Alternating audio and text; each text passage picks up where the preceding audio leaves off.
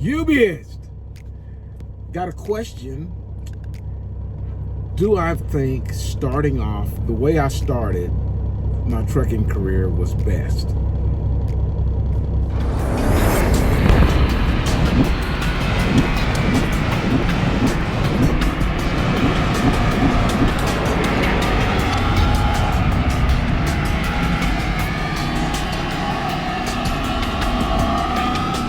Hubbyist of the tubiest, the best YouTube subscribers on the planet. That's you. And I'm 50 plus. And so Linda asked me a question. She asked, do I believe starting out with Swift is best? And you know, personally, I would, I have to say, yeah, but the real answer is it's just kind of based off of you and your goals, basically. Okay. By the way, you can tell that the truck is running. For one, back there in my oven, you can see the little blue light on. I have my lunch cooking in there. And I can't run any of those cooking items without the truck running, number one. And number two, I'm in Tulsa, Oklahoma. It is, well, it shows 94 degrees. And I promise you, if I turn this truck off, it's going to be 194 in this truck in about 15 seconds, maybe less. So I hope you guys can hear me. So I wanted to talk just a little bit about my process first, okay? And I'm not going to pretend that everybody watching this video knows where I started and where I'm at right now. So essentially, I got into trucking. I was 50 years old. That's the reason why I'm 50 plus. That's where I got it from. And the reason I started trucking is because my son is a heavy hauler, and he wanted me to help him build a heavy haul business. And I didn't know anything about trucking. I mean, I could have just gave him some money, let him go buy some trucks, and then let him get out there and feed after. But I've done very, very well in business, and it's because I've learned how business works. Business don't work too well if you don't know what the hell you're talking about. Okay, so I can't just give him stuff, and we're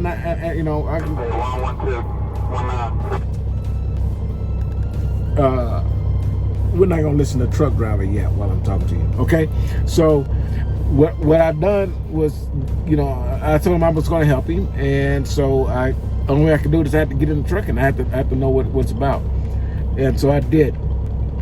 So I got started, and because I have the money, I can buy the equipment. It's not a problem. My initial thought process was to go to Texas Truck Rental. I think that's the name of them. And you take this little course. It's like a week or something like that. They basically teach you how to drive a truck, and then they take you to the DMV and with their truck, and you leave out there with a CDL. Quick. And as long as I got my license, I can just go down to the dealership and write the check and come out with a new truck. And not knowing the industry, that would have been a big mistake.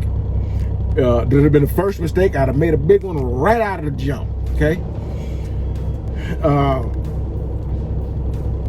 But the process, after talking to them, the process was going to be a little bit, it would have been all right. But and I still would advocate anybody to do that if they already have an in. Okay. But what happened was I called the insurance company, and I told them what I wanted to do, and they said, "No way, man.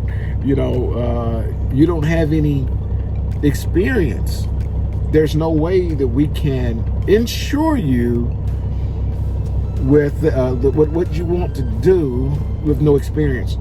So I had to gain the experience. So I figured if I'm going to gain experience, I don't want to go look for a job. So the easiest way to do that is get with one of these carriers, go through their school, get my CDL, and I'm basically in.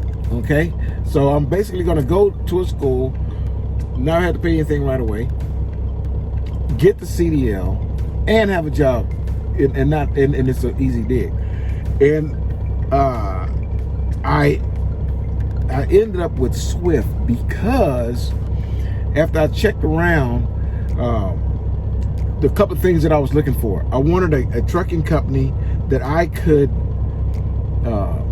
get my license in Texas. I didn't want to go to another state, get my license in another state, then have to come, relinquish my Texas license, get a license over there, get a CDL over there, then come back to Texas and change my life. Man, I didn't want to go through all of that. Okay. Next, I wanted a company that I could get done quick. All right. Solo driving as quick as possible. And I ended up with two options. At the end of the day, I mean, I looked at a few companies, but it was going to either be Swift or Prime. And I was interested in trying a little lease thing with Prime, okay? And I'll talk to you about the lease thing in the next video. I ended up going with Swift, obviously, and I went with Swift because they were going to get me driving faster, solo faster, and I could get my license in Texas. Yeah, I've seen all of the yap about Swift on YouTube and everywhere. I mean, people just beat them up, and that intrigues me because one or two things happens in those situations: either everybody's right or they're wrong. Okay?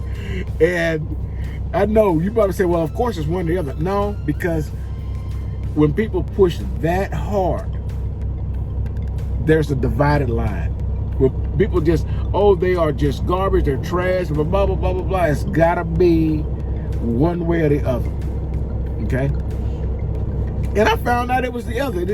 Swift is not what everybody say it is. I'm sorry. It's just yap, it's just talk.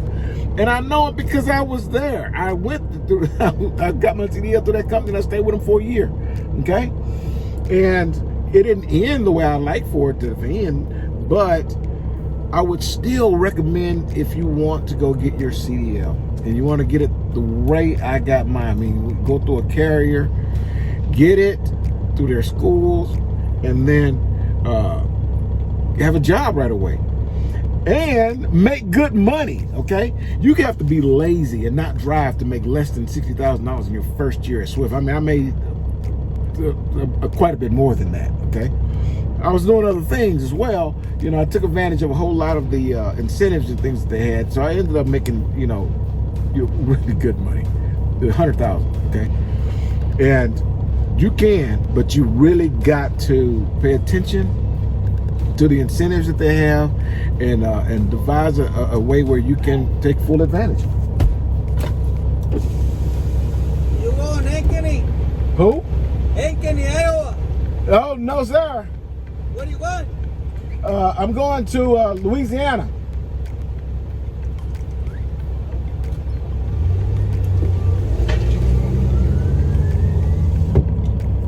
Sorry about that. I'm in a line at this fence company, and I've been here one other time. I was hoping I never have to come back here. I promise you I'm going to sit here 4 hours probably. I got 4 hours and 43 minutes. I bet you I use personal conveyance to get out of this place. They are horrible. There's 3 Melton trucks in front of me, and I cut in front of here comes TMC right now. I cut in front of him, but just to hold a spot. See, the guy on the forklift went and got the right person. So TMC fixing to come. I like TMC's trucks, man. They got Peterbilts. I think they're a part of or branched off of Prime, than Flatbed. They're black Peterbilts. They got nice cabinets. You know, the bulkhead cabinets outside. You know, hold all of your stuff, man. And the trailers look good, man. They stuff look good, man. Maverick stuff looks good, you know, and of course, you know, Melton stuff look good too. I get to that. Okay, so anyways, you know, get Swift titty out of my mouth.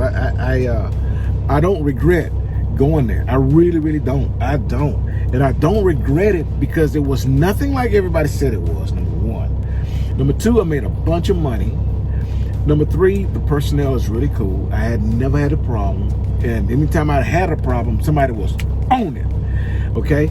And the next thing is the dry van reefer experience that I got from them, bumping docks quite a bit. In fact, I got on the regional account and I was bumping the dock every day. And it really helped me to learn how to drive. Okay? I do flatbed now. And you know, we do a little bit of backing up, you know, it's a part of it. Most of the time I back up is either to get straight or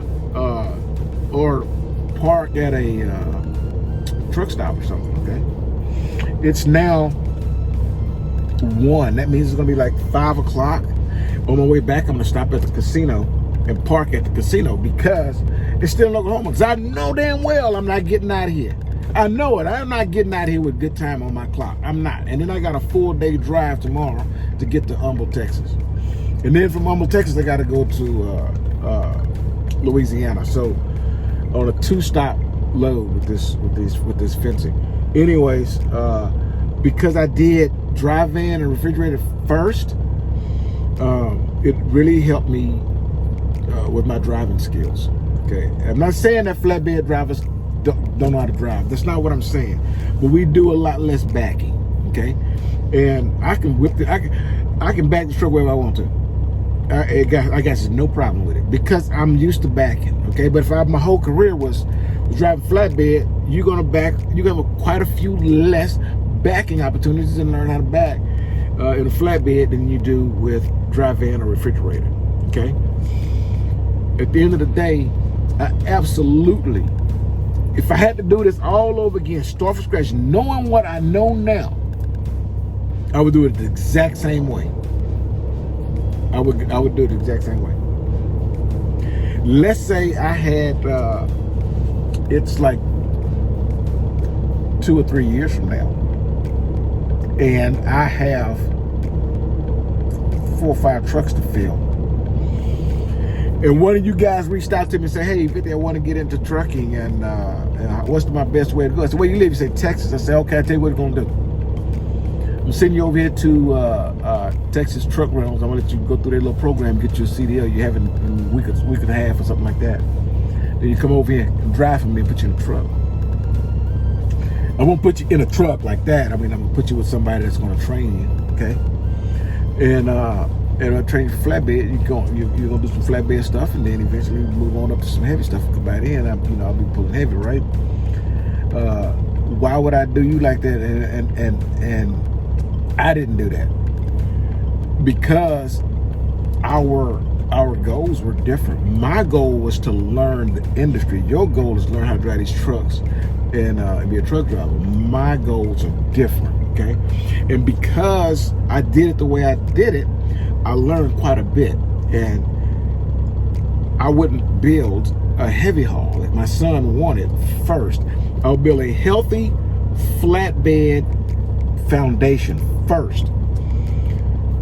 I would say for every RGN that I would put in the fleet, I would have 5 flatbeds for 1 RGN, because that the workload of that RGN versus the workload of 5 flatbeds, when I don't have RGN work, the flatbeds won't let the RGN part tank. You follow me? And I learned that because was in the industry a little bit longer than just getting right into it with no experience. I learned some trial and error first, okay? Without having to trial and error, okay? So everybody's experience is going to be different. Everybody's desire and what they want to get out of this industry is different, okay? Because it's different, you don't have to take the same route that I took, okay? If I could have gone through Prime first, I would have gone through Prime rather than Swift, only because they have the lease program. And people whine and cry and bitch and moan and groan about leasing programs, and they don't, and it's just because they don't do good math and they don't understand business. And if leasing was so wrong, why is it that just about every mega carrier leased the equipment that they have on their lot? If leasing was so bad, if you go to Swift, you lease a truck, okay? You're leasing a leased truck because Swift leased it. You cannot listen to people who harp and whine and bitch and cry about shit without finding out what their vested interest is. Maybe their vested interest is they whine and bitching and crying about leasing because they failed in a lease. And now it's not their fault that they failed. It's obviously the lease company that failed. Not the fact that they was home every weekend. Not the fact that they turned down a bunch of damn loads and shit. None of that. It's the leasing program that failed. Okay, I did leasing, and I've always said this. Even when I was at Swift early in the game, listen, there's nothing wrong with leasing, because if you want to become an owner-operator, you want to buy your own truck someday. If you don't use the opportunity to lease a truck under the umbrella of a mega carrier who's basically have an interest in you not failing, and then learn how the truck works. Learn what it costs. I don't know what it costs to put a tire on the truck then. I didn't know then how much it costs to put a trailer tire on the truck. I didn't know you could take a old Steers, put it on a trailer tire, because of course you're gonna know that it takes more tread depth on the drives for it to become on the Steers before it can become a tire will pass inspection as a trailer tire that will not as a steer. Basically, is what I'm saying. Okay, and they're the same size. You can just swap them. When you buy new Steers, you can have them as trailer tires, or use the one snap. Okay. And basically, what I'm saying is, when you are accountable for the expenditures of that vehicle, of that truck, you will, of course, learn. What's the difference if I fueled where the hell I wanted to, or was really particular about where I fueled? Okay, you would have those numbers and you would know. But if you're a company driver, you wouldn't.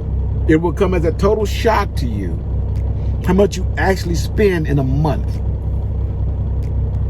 You can figure it out. If you're a company driver, you can figure it out. Every time you fill up, write down how much it cost you to fill, how many gallons you filled, and what the mileage was on the truck. You do that every time you fill for a solid month. Okay? And then do the math. Find out how much money you actually spent. Then find out, you're gonna add up all the miles first. Okay, you're gonna get a total. Then add up the amount of fuel you spent. Do the division, and you'll find out how much per mile you spent on fuel that month. Okay. What you won't know is how much you would have gotten paid for those loads.